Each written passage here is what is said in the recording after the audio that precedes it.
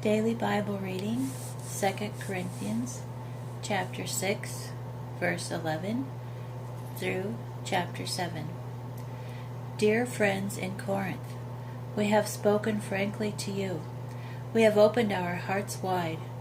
Any constraint you feel has not been imposed by us, but by your own inner selves.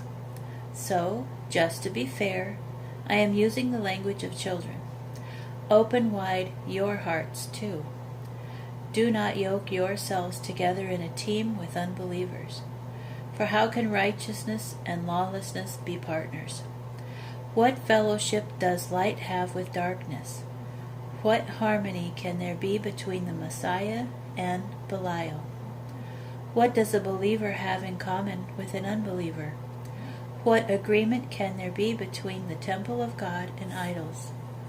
For we are the temple of the living God. As God said, I will house myself in them, and I will walk among you. I will be their God, and they will be my people. Therefore, Adonai says, go out from their midst, separate yourselves. Don't even touch what is unclean. Then I myself will receive you. In fact, I will be your father, and you will be my sons and daughters, says Adonai Tzvaot. Therefore, my dear friends, since we have these promises, let us purify ourselves from everything that can defile either body or spirit, and strive to be completely holy, out of reverence for God. Make room for us in your hearts. We haven't wronged anyone. We haven't corrupted anyone. We haven't exploited anyone.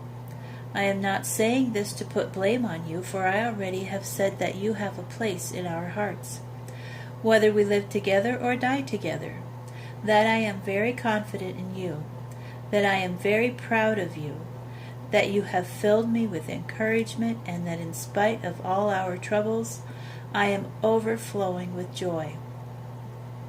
For indeed, when we came into Macedonia, our bodies had no rest. On the contrary, we faced all kinds of troubles, altercations without, apprehensions within. But God, who encourages the downhearted, encouraged us with the arrival of Titus. However, it was not only his arrival which encouraged us, but also how encouraged he was about you, as he told us how you long to see me, how distressed you are over my situation, how zealous you are in my defense. This news made me even happier. If I caused you pain by my letter, I do not regret it, even if I did regret it before, for I do see that the letter did distress you, though only for a short time. Now I rejoice not because you were pained, but because the pain led you to turn back to God. For you handled the pain in God's way, so that you were not harmed by us at all. Pain handled in God's way produces a turning from sin to God, which leads to salvation.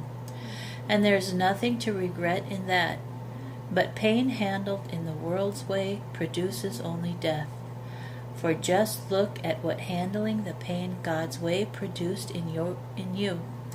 What earnest diligence, what eagerness to clear yourselves, what indignation, what fear, what longing, what zeal, what readiness to put things right. In everything you have proved yourselves blameless in the matter. So even though I wrote to you, it was not for the sake of either the one who did the wrong or the one wronged, but so that before God you could see for yourselves how deep is your devotion to us. This is the reason we have been encouraged.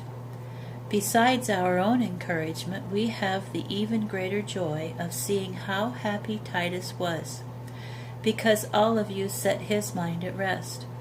For I had boasted somewhat about you to him, and now I have not been made to look foolish. On the contrary, just as everything we have said to you is true, so too our boasting in front of Titus has proved true.